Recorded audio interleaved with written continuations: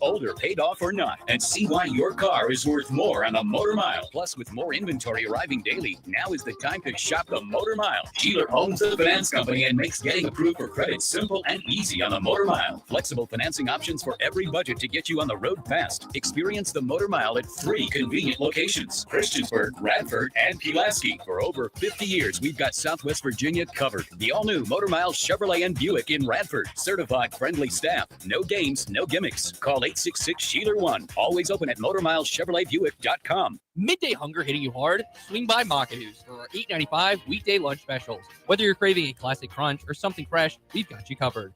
Chicken tender basket featuring crispy golden tenders served with fries. The Macadoo's Chef Salad, a healthy, loaded favorite that will hit the spot. Hit back against your lunchtime hunger at Macadoo's with eats that won't break the bank. It's time to share great food and fun. Just to be there the only one. Just to be there at Macadoo's.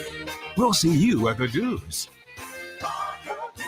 Looking for everything happening in and around Central Virginia that used to be in the morning paper? Start your day at the LynchburgPortal.com. Get the latest news updates from Bill Trevero, plus up-to-date weather from VTRN's own in-house meteorologist, Matt Ferguson. So you're always in the know before you head out the door. Want to listen on the go? Stream classic hits on Rewind 103.9. Get breaking local news on WIQO, or catch the best sports talk and play-by-play on VTRN Sports, powered by ESPN Radio, all right from the portal. Looking to save? Check out insane radio deals for great local discounts, or explore local podcasts featuring the voices and stories that make our community special. Plus, connect with local businesses through the Lynchburg Business Alliance directory and stay in the loop on the latest events from Lynchburg Tourism. It's all right here. Local news, weather, sports, deals, and more at the LynchburgPortal.com. Your gateway to everything Lynchburg. Former Virginia Tech coaching great Bud Foster, co-host of Foster and Friends, has always produced a winning philosophy. What they said now doesn't mean anything. What we do now is going to make everything. When it comes to life, the boardroom, or the football field, Bud knows there's a right way and a winning way. Listen to Foster and Friends with Bud and yours truly, Mac McDonald, on 93.3 FM Lynchburg and the VTRN Sports app.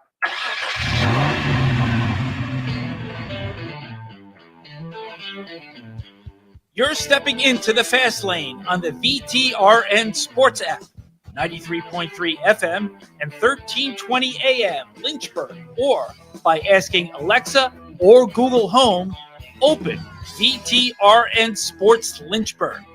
Now, take the fast lane through the topics that matter across the Commonwealth. This is the Fast Lane with Ed Lane.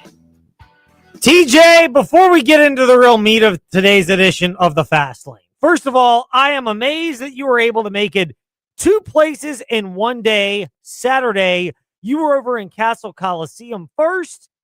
TJ_Wilkerson 8 on the socials for documentation, and they may have even linked it up to Fast Lane, Ed Lane, Facebook, Twitter, Instagram. And then he was over at home to Bel Air to see the Liberty Flames lose emphatically, 94-73. Flames barely got to the coveted magic number, whereas Western Kentucky was clearly, this is our new theory on winning basketball, by the way, 1-73, wins the game. Virginia defied that, by the way. More on them in a moment. But Liberty, with the loss, we will get to that. You asked some very poignant questions. But those are the other things that happened over the weekend. We could extend this to Duke, emphatic victory. I wouldn't call it emphatic, but they took advantage of Michigan and were part of the reason for Michigan not shooting the ball very well. NC State, North Carolina bouncing back from the loss to NC State with a nice victory. Florida State may be the team you don't want to face in ACC basketball action right now. They've gotten Virginia Tech. They got Clemson on the road as well. Another Saturday on the road for the Noles. Virginia barely escaped them. They've got Miami coming up. I mean, maybe I'm wrong, TJ. When I look, Duke's obviously the team you don't want to face because they're good. But you're talking about teams whose record doesn't indicate how dangerous they are. Florida State might be at the top of that list in college basketball. Florida State is definitely the team to look out for come March. They're on a hot stretch right now. They're shooting the ball extremely well. Teams are having trouble keeping up with them. No doubt. I mean, they really are. They're shooting well. Luke Laux has done a great job. He's really growing into that role as a coach. I'll say this. The ACC for a while, sadly, Syracuse may be another example of this, where they've struggled with promoting internal familiar program candidates. I'll tip my cap. Miami looks like they've got a good one in Jay Lucas. They looked really, really difficult to handle at John Paul Jones Arena this past Saturday. There's also the other stuff around that. That's going to be the bulk of what we discuss in a moment in the fast lane. But just from a raw X's and O's standpoint, Florida State looks good. Miami looks good. Your veteran programs, I think we've got a pretty solid idea of Pat Kelsey in Louisville, turning around the disaster from Kenny Payne. Duke with John Shire is a young coach that got promoted from within. He and they have been fantastic as well. At some point, they're going to break through, I would think, and make the Final Four again and win an NCAA title. I think it's a matter of when, not if. Not saying it'll happen this year. It's more balanced than ever. But all of those are things that happened in college basketball this weekend. And maybe that's the good encapsulation of that, TJ, because the big story, and this is why I went to Charlottesville this past Saturday, is it felt like it was a page turner for Virginia. They could finally turn the page from the Tony Bennett era to the Ryan Odom era. And Ryan Odom, to his ever-loving credit, has handled this transition with class and grace. He looks like a guy who is comfortable in his own skin as a coach. Maybe that's the experience.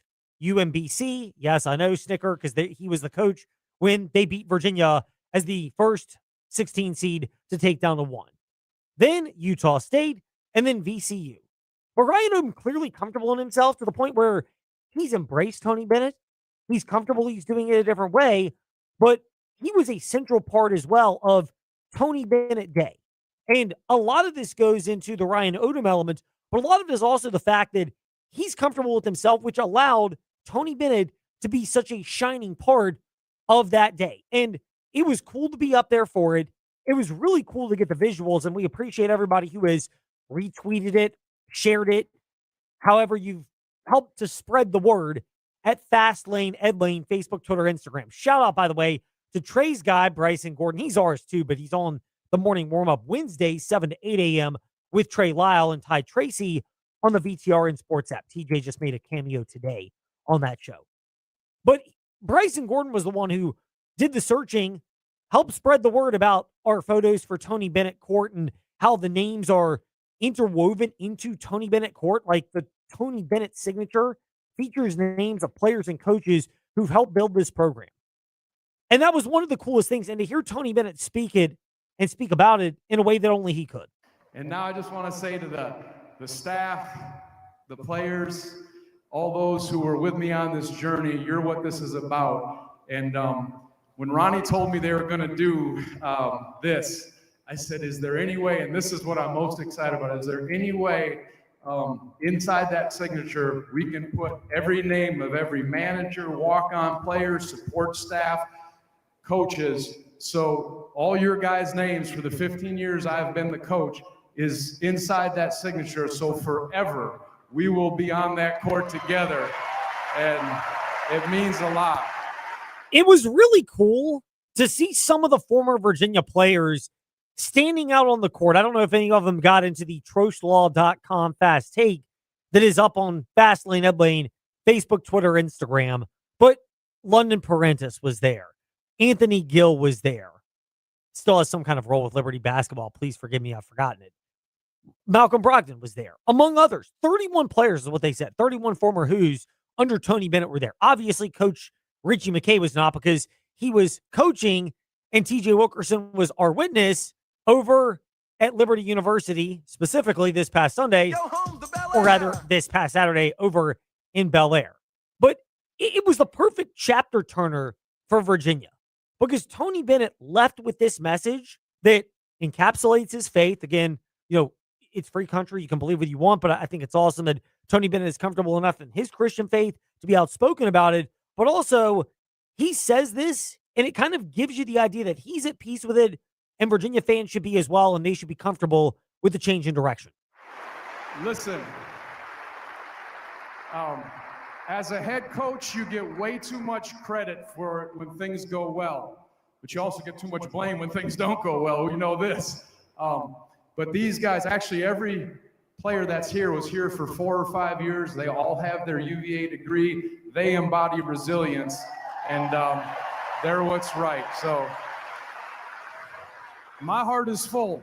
Man, I am overwhelmed by this. My goal always was to honor the Lord as a coach, and I pray that this program and how we did it was a bright light to all of you. I'm so thankful for this. I feel like this is more than I deserve, but we're all in this together. It's about us, never about me.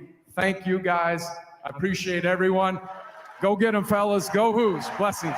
Does that sound like a coach that would want to come back? Not that there's ever a doubt. Like if you're talking about ranking the order of retired or departed coaches that would come back, certainly the old ones, Coach K, Roy Williams, Jim Boeheim, like I think age is at the point where they're not changing. But as far as the younger coaches who stepped away in sports and just said, this thing ain't for me, it feels much more genuine for Tony Bennett than it does for, I don't know, maybe like Bronkham and all who's at Virginia and stepped away. I don't think Jay Wright's going to come back. I think he would have his choice of suitors if he ever did. Maybe North Carolina be the one, tempting, enticing one. But if all the coaches have stepped away, what you heard from Tony Bennett, I think, is he's at peace with it, and Virginia fans can hear that, and they can be at peace with the fact that it is the appropriate turning of a chapter from a great era, as great as it was, to a different era, but the right person who's a better fit for Virginia basketball in the modern era, which clearly is Ryan Odom. If you look at the end of the Tony Bennett era and the lack of results and how quickly Ryan Odom has flipped it around. Yeah, I think the fact that he stayed out of the light compared to Roy and Coach K tells you all you need to know about where he is as terms of ever returning. I think he's at peace with this. I absolutely do, TJ. I look at it that way, and Ryan Odom has handled this very well. Anybody knows, I think, secretly, if you're the Virginia administration, I think you have to be aware that you had to turn the page on the Tony Bennett era. Like Tony Bennett's last couple of years, Virginia basketball has still not won a game, and since they won the championship in 2019. Who knows how 2020 worked with COVID, but they missed opportunities to even make it or win games a couple of those years. Some in excruciating close loss fashion, see Furman a couple of years ago. Others in more embarrassing, like the game against Ohio, where they lost by like 25 points in the play-in game. Like, they've lost in a couple different manners, where it's clearly emphatic that something had to change structurally with Virginia basketball. But rather than being the coach who came in and said, it didn't work back in the day, we have to do it a different way. I think Ryan Odom, some of this has got to be Coach's dad, the bond that he and Tony Bennett share. But understanding that that's implied in the fact that Tony Bennett stepped away. They did not go with the Bennett family preferred successor of Ron Sanchez, and they should not have. The results last year, as great of a guy as Ron Sanchez may be, the results were clearly indicative that some guys are better as assistants than head coaches, and Ron Sanchez may be that type of guy. No knock on him. Brent Pry may be that guy at Virginia Tech for football. Like, those things happen.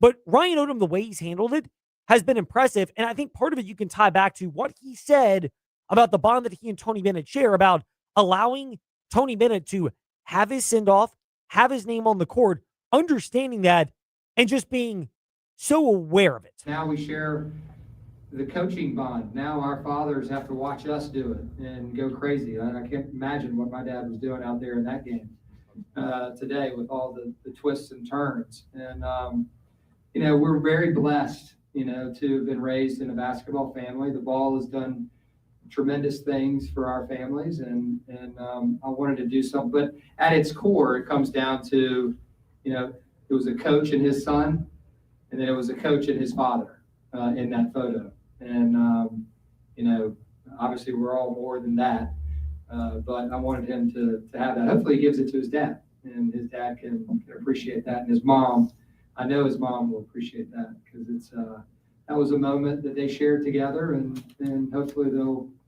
appreciate it. And Ryan Odom's referring to the picture that he gave Tony Bennett, and how he gave Tony Bennett a picture of Tony, consoling and speaking with his dad, Dick Bennett, and how different that was from so many of your championship memory ones, of which I'm sure Tony Bennett would have them somewhere in his house. But it also speaks to the fact that, again, it's a different level of comfort in getting it and understanding it. And I know David Teal, Hall of Famer, has written about this at dailypress.com and by David Teal on his social media platforms, Twitter in particular, to get the link of that. about how Virginia's had the best coaching hire this cycle. And I don't say new coach because by new coach, I would go with a guy like a Jay Lucas or a Luke Laux. To me, that's a different category. They're new coaches, like first time being a head coach, which is a challenging job itself. Ryan Odom has been a head coach before. Yeah. You combine that with his family, with his perspective, having grown up around Virginia. It was look, we bagged Carla Williams in a lot of cases, but that one was a home run hire, and it's meshed pretty well from the beginning. And can you say that this is the highest level he's ever coached at? UMBC, VCU, those are group of 5 conference teams. Now he's coaching at a Power 5 level, if you count the Big East in basketball, and he's doing great. That's why I give it to him over Jai Lucas and Lucas Loud, even because Luke Laux, sorry. But that's why I think Ryan Odom deserves Coach of the Year over those guys. I think it's a very close contest, and you can call me biased, but Ryan Odom has coached at every level and won at every level, kind of like Will Wade. Yeah, I mean, he has. Look, he's been really good at every level, and Will Wade is not as consistently strong a year at NC State. They've been more up and down than Virginia has with Ryan Odom, as the Hoos have only lost 3 games this year and 2 of them in ACC play. So, I mean, they're pretty well spread out. I imagine Virginia will get in a 4th this coming Saturday down in Durham. Are you going to that game, by the way? Yes, I am actually. I'm going to Durham for Duke and UVA at noon, and then seeing my mom and brothers, and then going to Chapel Hill to watch VT take on Carolina. Are you serious? I am. My man, TJ_Wilkerson 8. That's where you need to keep it this coming weekend for your action on site. Boots on the ground reporting. TJ Wilkerson, who will be our on the ground reporter on site for, as LeBron James would like to remind us, Not 1, but 2 basketball games this weekend. Speaking of, not 1, not 2, not 3, not 4. but over 4 decades. That's how long Trost Law, they've been serving you since 1982. If you want somebody that's won at different levels and in different ways and different cases, they know how to do it for you. They have been helping with personal injury situations. They understand the complexities of state law. They also understand that every case is different, which is why they'll take the time to, first of all, hear if you have a case and then tell you whether you do or not, because they don't want to waste your time if you don't have one. They want to help you if you do have a case, but they want you to feel empowered before making the decision of who your attorney is going to be. This is not your high pressure, let's get you in no matter what situation. They want to give you the time and courtesy you deserve. That's the difference with Trost Law. Meanwhile, speaking of Virginia basketball, but a different kind. It's time for Fast 5 at 5-ish. 5-ish minutes on 5 relevant topics done around 5 p.m.-ish.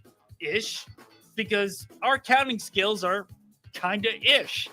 Let's start with number 5. Kind of impressive over the weekend. Virginia Tech, they trailed at halftime by 1, 32-31 to Georgia Tech. They end up winning that game going away in the second half. Impressive because it keeps momentum going, and it's really big for them to have bounced back. They look kind of sluggish, maybe stung a bit after that loss in overtime to North Carolina on Thursday that you also heard on your home for Lady Hokies basketball, the VTR and Sports app, and 93.3 FM. And to get that, it is okay, how do you handle adversity type moment? It's not a big check in the box against Georgia Tech, but it is a check in the box for them. Meanwhile, a check and an X in number 4. Liberty Lady basketball. We'll get to the men on Wednesday in the fast lane. That's going to be the bulk of what we discuss Wednesday. Good Lord willing, John Manson from HisSeerFred.com. We'll also sandwich our coverage, as Bob Alvis of the Sports Today podcast on high school hoops. We'll sandwich our Liberty basketball coverage. So a lot of flames Wednesday in the fast lane. No show tomorrow, Tech baseball. But Liberty women's basketball, look, they were riding high. They won 5 of their last 6 games after Thursday's win at Missouri State, 55-43. You wondered if it would catch up to it. It sure felt like it at FIU. 24-0 start for the Panthers. They could just never climb out of that hole. It felt like even when the Flames made a couple of runs here and there, they were never really a threat in that. I could be off in the observation on this, TJ, but that felt like more of at some point it was going to come crashing back down moment. And the key again for Alexis Sherrard is, can they bounce back this weekend over at our favorite spot and avoid it becoming a losing streak, but instead a learning moment? They have to. You have no choice.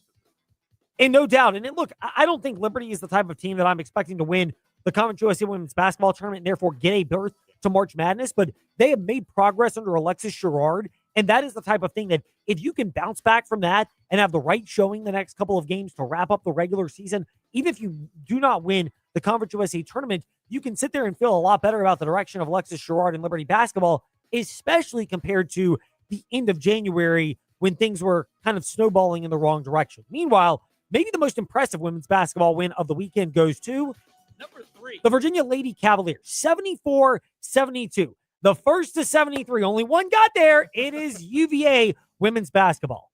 Am I exaggerating by saying that felt like the most impressive win of the Coach Mox era? No, you're not over exaggerating. The Lady Hoos, gosh, they are so fun to watch. They really are. I mean, look, they can shoot from three. Kamora Johnson can score at a number of different levels. They've got balanced scoring now. I know there was pressure because of the increased financial commitment, particularly from Alexis Ohanahan. But they found a way to put that all together. Really good for Virginia women's basketball. Really like seeing that from them over the weekend. That's the type of win, because it's on the road against the top 10 team, that they were kind of in that first four out conversation. That's the type of win now that if they can take care of business, that really resonates come Selection Sunday. More on that with Jerry Ratcliffe in about 5 minutes. But Number 2. what we'll discuss around 5:45 today in the Fast Lane, the second half of covering the Commonwealth. 2 parts for Virginia Tech. One, sad news. Former Virginia Tech defensive back Ronyell Whitaker passed away. No cause of death was listed. It was the second sports-related death over the weekend. The other one was Rondale Moore, who by all accounts passed away from a self-inflicted gunshot wound. Nobody said it, but when the NFLPA releases the statement saying if you're struggling with mental health, that's kind of the silent way of saying here's the cause of death. By the way, I think that's in good taste to put that type of comment out there when you add on, when you don't say what happened, but you say if somebody's struggling with mental health. And by the way, I don't know what happened with Ronyell Whitaker. Let's be clear on that. I have not heard any specifics on that. More information might come out no matter what it's said. But to the Ronyell Whitaker side to the Rondale Moore side of things, because there's 2 unfortunate passings over the weekend. Ronyell Whitaker, great trash talker, really a guy that seemed to mature into himself by a lot of people's accounts as he grew up as a person, which, again, maybe not the most mature player, but mature as a person who grew older. It's kind of what you expect. And maybe the example that people are not their most mature, younger in life, but can grow and be better over the course of time. The Rondale Moore one, though, to wrap that part up is, I like the fact, you don't like anybody taking their own life, but I like the fact that rather than just saying no cause has been identified and that's what it was, people saying, so-and-so, passed away suddenly. And it just ends if somebody's struggling with mental health. It's the great reminder that we all need. We all hit tough patches in our lives. I'm a believer in spiritual consultation as well with church groups. St. John's Episcopal Church is where I go. Impact Church, think the world of them as well. Consult with those people. They're great experts and people that can help you during this time. I know you may have others out there, and that's totally cool.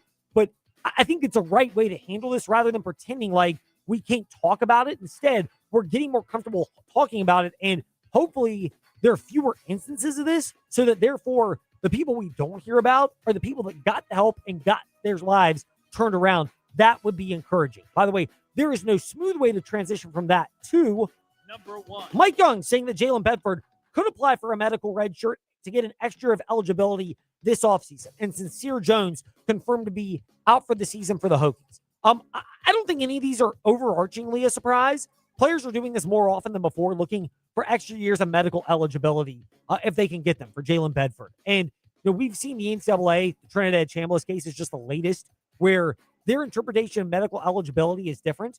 I've always thought it's kind of ridiculous that football has the 4-game redshirt rule, but in basketball, if you play one play or step onto the court for one, period of action, you can't redshirt.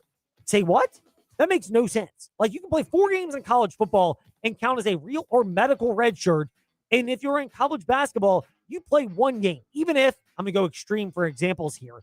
If you play for Liberty and you get on the floor against Mid-Atlantic Christian, sorry to the folks at Mid-Atlantic Christian, but they're a great example here. That still counts against your eligibility.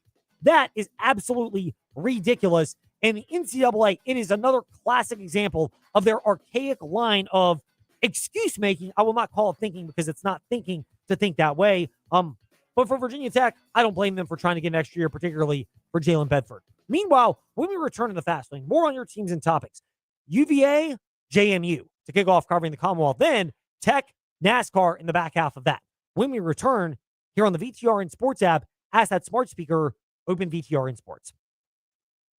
On the Sheeler Motor Mile, your trusted dealer serving Southwest Virginia and surrounding areas for over 50 years. With more selection, more value, and more finance options. Plus, your trade is worth more. Shop local and save more with straightforward pricing, plus exceptional service and selection. Your search ends at the Motor Mile. Choose from over 900 quality pre-owned vehicles, plus a massive selection of new car brands in Southwest Virginia. Honda, Hyundai, Toyota, Subaru, Kia, Chevrolet, Mitsubishi, Chrysler, Dodge, Jeep, Ram, and now Buick. Plus, the used car superstore. 12 new car brands, 900 used vehicles, one amazing buying experience. Volume selling means volume pricing, and we've got more than any other dealer in the area. The Sheeler Motor Mile delivers choices. Here's the difference. Sheeler owns the finance company and makes getting approved for credit simple and easy on the Motor Mile. Flexible financing options for every budget to get you on the road fast. Get more on the Sheeler Motor Mile with a certified friendly staff and no games, no gimmicks. The Sheeler Motor Mile, now in Christiansburg, Radford, and Pulaski. Call 866-SHEELER1. Always open at Sheeler.com.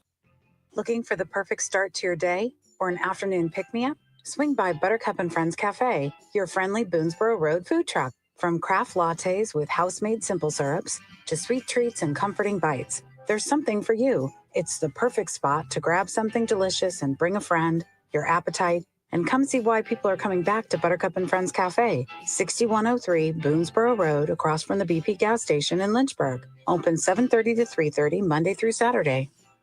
Hi, I'm Chuck from Aquatrack Adventures in Salem. The Virginia Talk Radio Network and InsaneRadioDeals.com have helped our company grow by sharing our company's message throughout Central and Southside Virginia. The gift cards and experiences sold on InsaneRadioDeals.com have brought us many new customers. If you're a business that wants to grow with a message that resonates and gets results, I highly recommend InsaneRadioDeals.com and the Virginia Talk Radio Network. Simply put, it works. Are you tired of static? Wish you could take your favorite Virginia radio stations with you wherever you go? Then you need to discover the power of streaming. That's right. You can now easily listen to the Virginia Talk Radio Network for insightful discussions and local news. From the VTRN News Center, I'm Bill Trefiro. And groove to classic hits on Rewind 1039.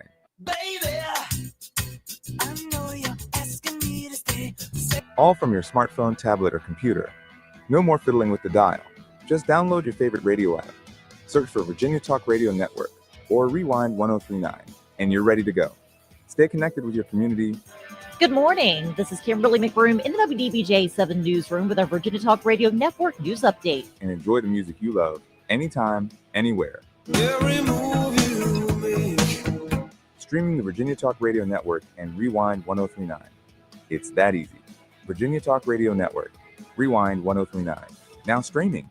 Hey gang, this is Bud Foster, former defensive coordinator for the Virginia Tech Hokies. Join me for Foster and Friends, Saturday 9 to 10 a.m. on VTRN Sports 93.3 FM.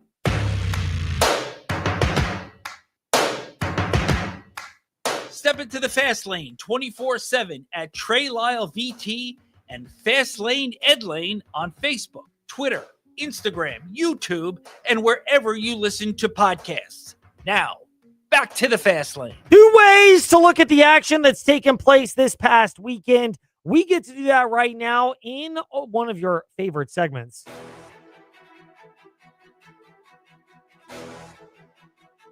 It's time for your teams and topics.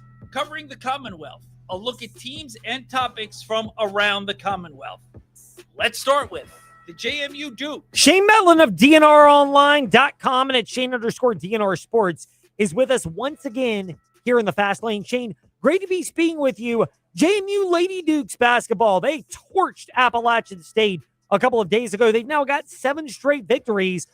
We touched on this last week, but is it worth reemphasizing even more that standings-wise, they may not be near the top of the Sun Belt Conference, but in terms of teams you don't want to play right now, wise, are they high in that ranking? Yeah, I think so. And it's like we said last week, you know, that they got 4 losses right now, which most years has traditionally kind of been enough to win the Sun Belt, you know, outside of last year where JMU went undefeated. But there's, 5 really good teams in the Sun Belt right now. JMU's playing as well as any of them at this point. And yeah, I think they're where they want to be heading towards the tournament.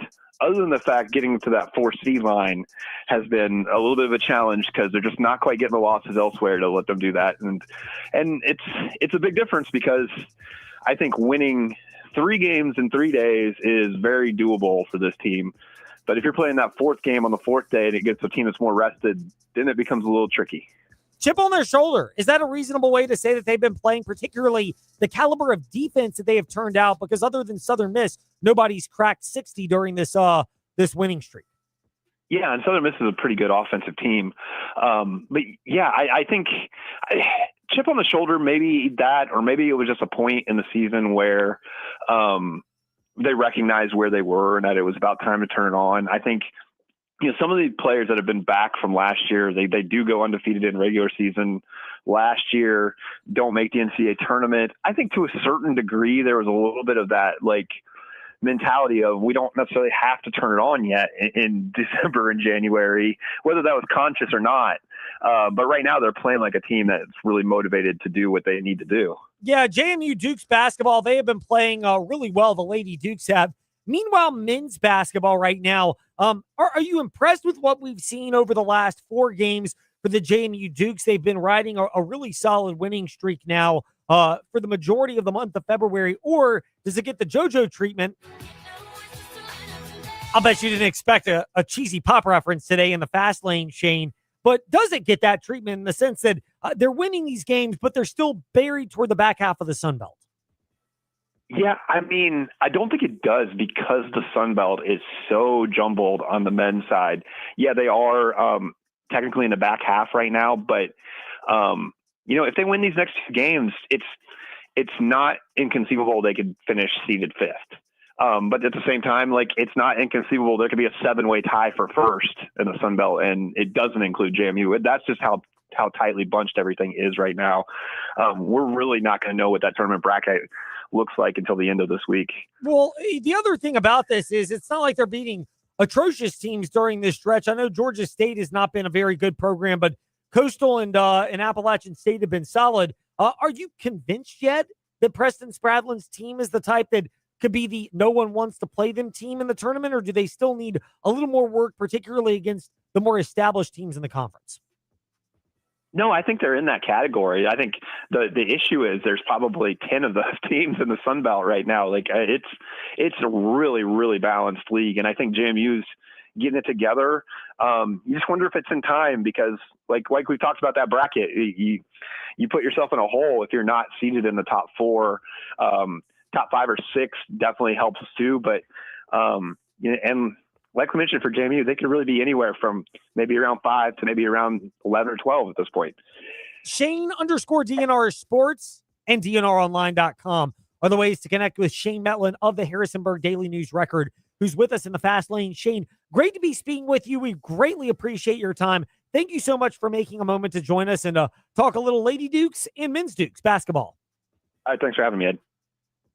Now to UVA. With JerryRatcliffe.com founder and contributor, Jerry Hootie Ratcliffe. He is so gifted at media. He has, as LeBron will remind us, Not one, but 2 shows that he does. One with Jerry Miller, the other with Jeff Jones, and somehow he finds time to join us in the fast lane. Jerry, first of all, we appreciate your joining peons like us here in the fast lane. Second of all, and maybe more importantly, what a weekend it was for Virginia on grounds, particularly the Tony Bennett celebration and all the pomp and circumstance that surround it for Virginia basketball.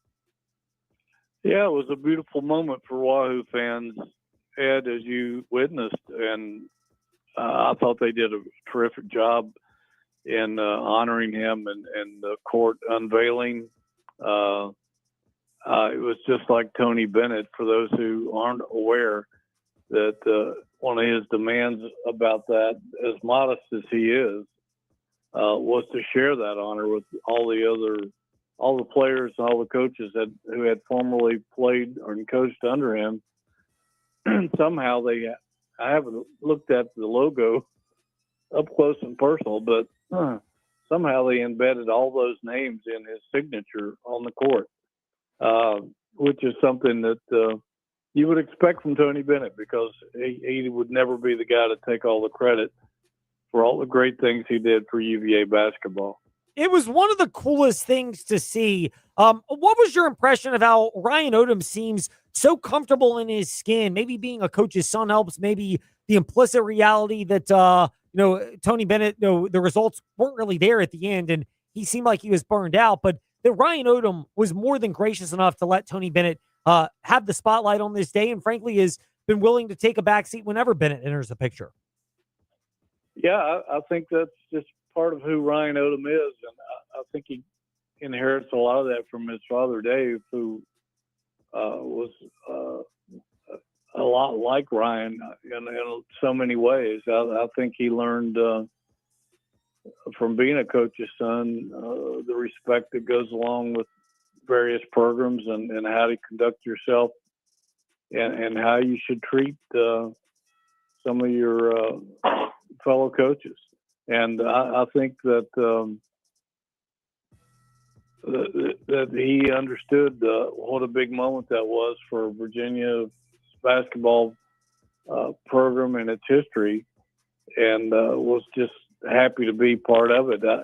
Tony actually advised Ryan to keep his team in the locker room and focus more on the game, which was a huge game, by the way, with Miami. And Ryan said he wanted his players to be out there so they could absorb part of Virginia's history and learn what Virginia basketball was all about. So I can't say that I was overly surprised that he was out there and played a big role in the program. JerryRatcliffe.com is the way to connect with him, as Hootie is with us here in the Fast Lane. Hootie, is it also maybe the most appropriate way that Virginia basketball, not that they weren't already with the hiring of Ryan Odom, but this ceremony can officially mark the turning of the page, shifting from the Tony Bennett chapter to the modern era basketball chapter of Ryan Odom, and appropriately he christened it by an 86-83 very un-Tony Bennett-like victory over Miami. Yeah, I mean, that's a heck of a way to start your career at Virginia. He's already up to 23 wins. I think just about anybody would have, or 24 wins rather. I think just about any Virginia fan, if you'd have mentioned that before the season, they would have taken that and not asked any questions. And he has a chance to build on that with 4 more regular season games left and then postseason. But wow, I mean, yeah, you're right. I think that definitely is turning the page to another chapter in Wahoo history, and what a great chapter it's been so far. Hootie, we've touched on Virginia men's basketball quite a bit. We'll have a chance to look ahead to that this weekend. Our own TJ Wilkerson will be down there, as he'll be doing 2 games in one day, Saturday, starting with Virginia at Duke. But Virginia women's basketball, 74-72 victory at Louisville yesterday, knocking off the number 8 Cardinals. Is it unreasonable to say that's the biggest victory of the Coach Mox era? Oh, no question about it.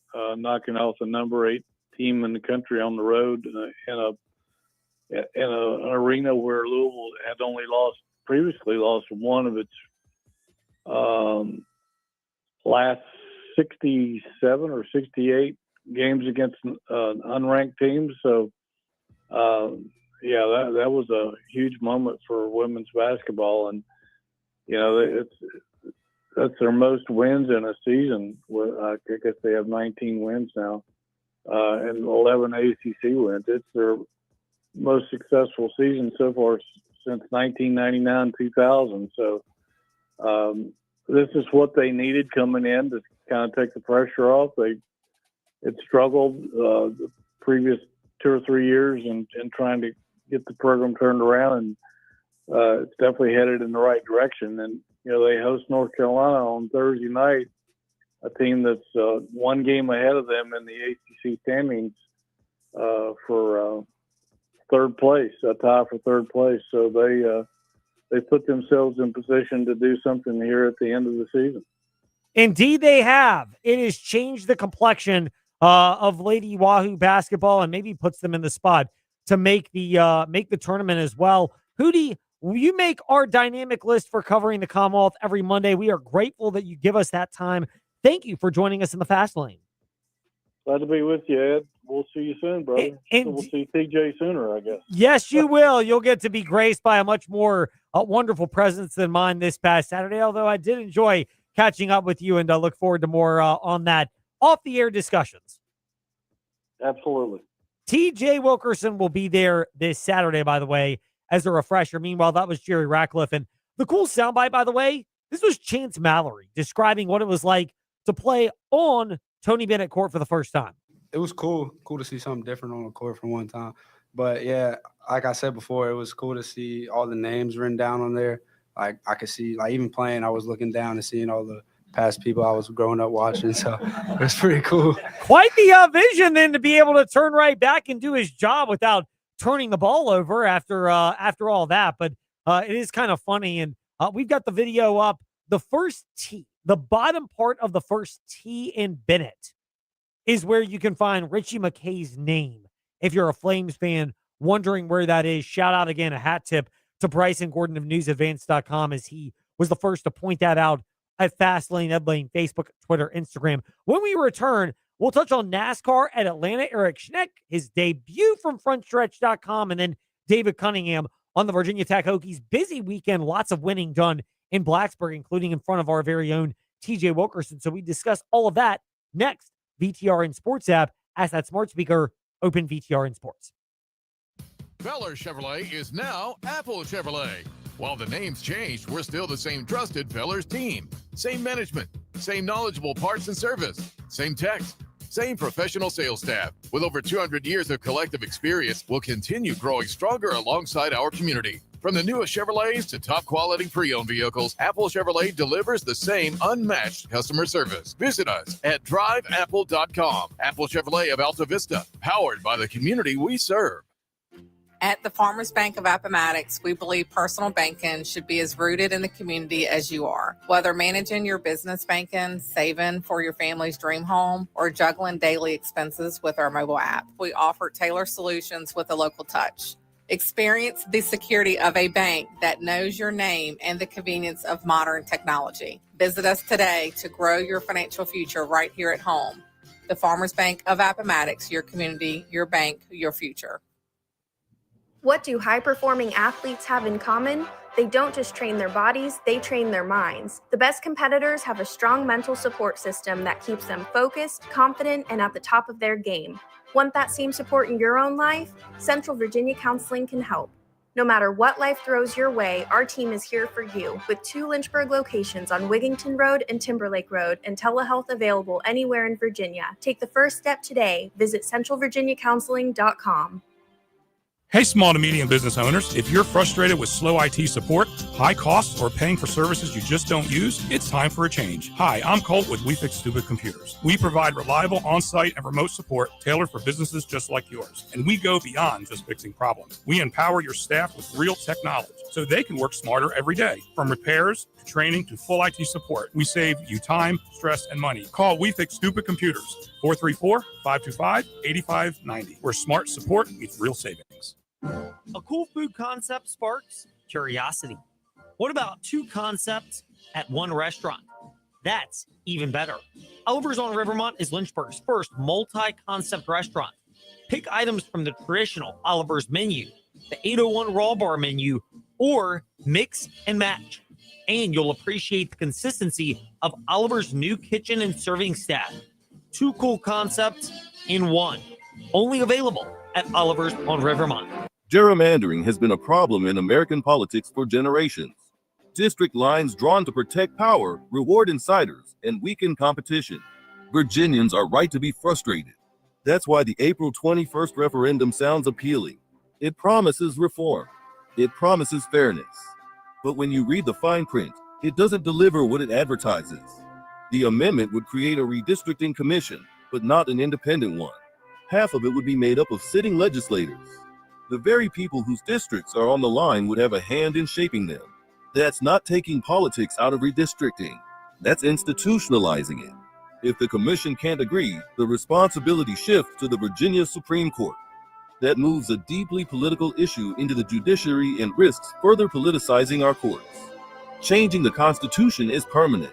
It's not something we do casually or based on slogans. If we're going to reform redistricting, it should be done with full independence, clear anti-gerrymandering standards, and meaningful public accountability. Virginians deserve a system where communities are kept intact, competition is encouraged, and voters, not politicians, decide elections. This amendment doesn't go far enough. It risks locking in a flawed compromise for decades. On April 21st, send a clear message. We want real reform, not political repackaging. Vote no on the gerrymandering referendum. This is an editorial from the Virginia Talk Radio Network. True Balance is staying frozen. And now through March 2nd at InsaneRadioDeals.com, the deals are frozen. 32% off the list price of every item, where we let go of every item, like Crosswide Athletic Club memberships, Aquatrek Adventures experiences, BNC Sports gift certificates, and Rise Up Climbing day passes or 1-month memberships. So get 32% off the list price of every item now through March 2nd at InsaneRadioDeals.com when you enter the promo code FROZEN at checkout. Normal restrictions still apply.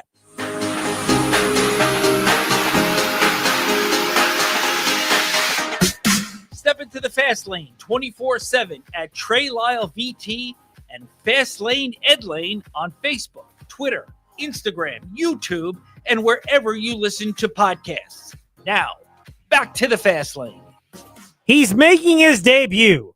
First-time guest, possibly last-time guest if we offend him, but we're going to go ahead and give it the old college try anyway here in part 2 of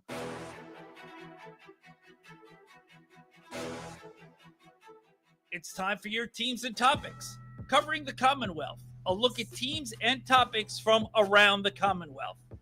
Let's start with NASCAR. coming in hot, just like 2311 Racing to start this season at Atlanta. I refuse to call it by the auto dealership since they are not.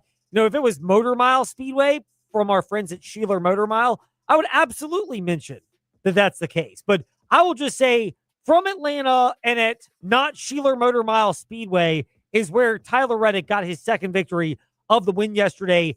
Eric Schneck of FrontStretch.com and the Stock Car Scoop podcast that I should remember because I listened to this morning while I was getting my run in. Eric joins us in the Fast Lane. Great to be speaking with you, Eric. Thank you for making a bit of time for us today here in the Fast Lane. Boy, it's been, as much as NASCAR's had a rough last couple of months, 2311 Racing, it feels like they're in the opposite direction, right? First and foremost, you guys will have to try pretty hard to offend me. So I think we will be A-okay there. But yes, 2311 has been scorching this season so far. Tyler Reddick going back-to-back, the first driver to do so since Matt Kenseth did it in 2009. And 2311 has both of their top drivers, Tyler Reddick and Bubba Wallace, on top of the point standings right now. So from lawsuit to the hottest team in NASCAR, 2311 is on fire. So there are a number of angles to unpack for this. It's just tapered spacers. So while I've seen Tyler Reddick succeed elsewhere, are we in, pun intended fully here, pump the brakes mode on him being maybe not a championship favored, but the championship favorite, because we've still got to see a chunk of the season unfold at different disciplines, starting at Circuit of the Americas this coming weekend? You are dead on the money on that. Now, what's scary, though, is Tyler Reddick is also a very accomplished road course racer. Now, going into Circuit of the Americas, all eyes will be on Shane Van Gisbergen and the new wonder kid of the circuit, Connor Village. But Tyler Reddick is also an incredibly skilled road course racer, so it would not surprise me to see him go 3 for 3. And if he does that, then Lord, even though there is 30-some races left, he has to be the championship favorite, but we'll see after Sunday. So we mentioned the we'll see part after Sunday for Tyler Reddick. The other equation to this, and Eric Schneck of FrontStretch.com is joining us in the Fast Lane, is that Tyler Reddick's teammate Bubba Wallace has had a couple of opportunities but has not been able to capitalize on them. Different system, I know, rewards points, but is there a concern because Bubba historically is not liked and has not done well at road course races, or is he in a different frame of mind, particularly with the confidence of 2311 Racing and the system changes of maybe if you just weather the storm at a place like COTA, you're still going to be fine big picture? I think Bubba is A-OK. He is a very accomplished tapered spacer drafting racer. However, he is also insanely talented in the mile and a half, which is the bulk of the NASCAR schedule, which we haven't seen yet this season. So once those mile and a half come around, Bubba Wallace should be a threat to win each Sunday. Meanwhile, is the biggest news of all of this for NASCAR's hot season start the fact that Michael Jordan has gotten screen time and has come across as genuinely a fan of this NASCAR thing, not just your celebrity owner?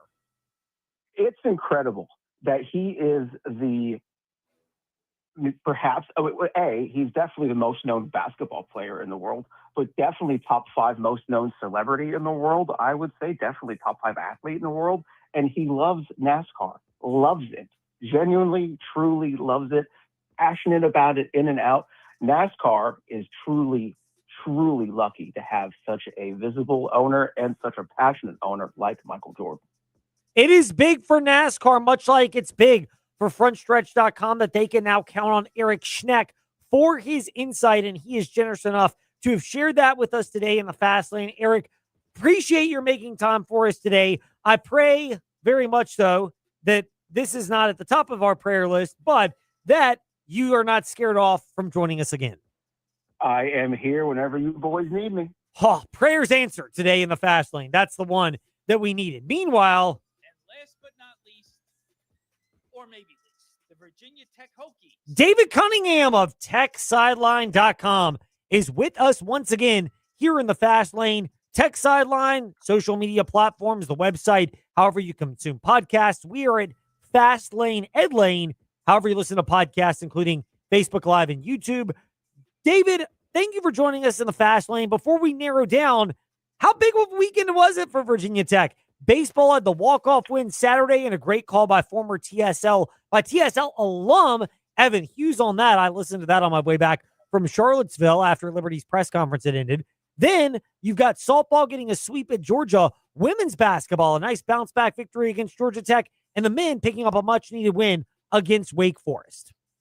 Yeah, Ed, it was a great weekend for Virginia Tech athletics, and on top of that, Virginia Tech wrestling on Friday night beat Duke to clinch the ACC regular season championship outright, finished the season undefeated. Pretty good weekend across the board for Virginia Tech. Baseball, despite some snow on Sunday, clinched the series. They got boat race 16-1 on Friday, and then needed to go to the 10th, hit 3 straight home runs essentially to beat Rutgers in the 10th on Saturday, and then on Sunday they won 4-3. Softball, 2 pretty huge wins. They won 4 games over ranked opponents this year, all SEC teams. They swept Georgia, and you look at the hardwood, man. I thought the Virginia Tech women, they didn't have their best stuff on Sunday against Georgia Tech, but they got it done. They had a really huge run between the third and fourth quarters, 22-2 over 10 minutes. That'll win you some basketball games. And as a result, Ed, they go into this final game against Virginia. They've got a week off here and then head to Charlottesville for Commonwealth Clash Part 2. And the Virginia Tech men, I thought this was one of their more complete games of the season. The trick is, okay, you beat Wake Forest pretty handily. You played really well. Neoclis Adalis looked like himself again.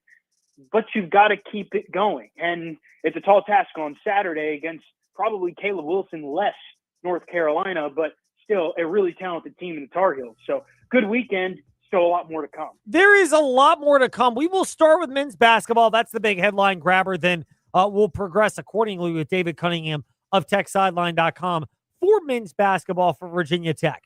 They've got their work cut out for them, especially after another heartbreaking loss at Miami earlier this week.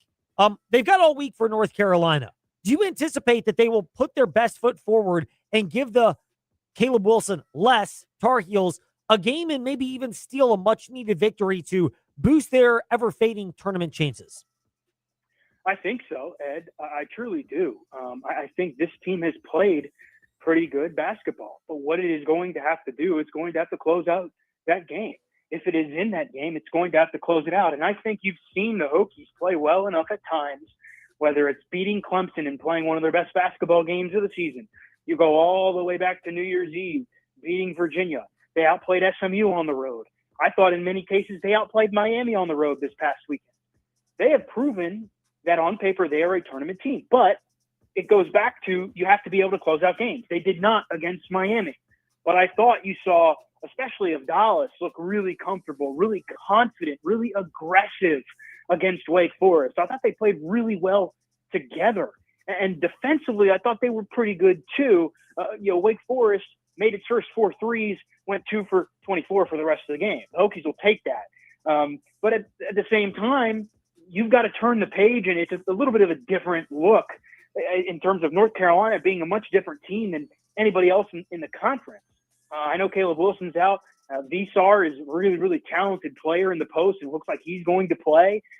Virginia Tech has its hands full, but I think the Hokies will be okay. Now, whether or not they can steal it is another question. I think they will be competitive. I think they'll hang tough. But what they have to do, Ed, is they have to be better on the glass. But Wake Forest exposed them in some areas there. The real question is, can they get Tyler Johnson back? If they get Tyler Johnson back, and Mike Young said it's trending that way, not just making up stuff, it's legitimately trending that way.